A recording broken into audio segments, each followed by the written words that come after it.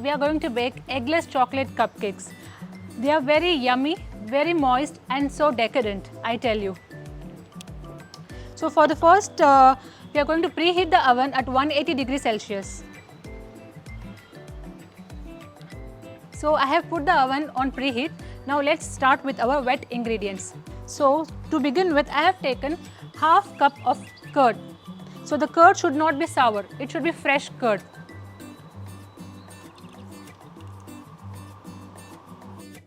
So next is we are taking sugar, which is 3/4 cup of a sugar, that is granulated. I have not taken powder. Today I have taken granulated sugar. So if you are taking powdered sugar, you can go 1 cup of powdered sugar.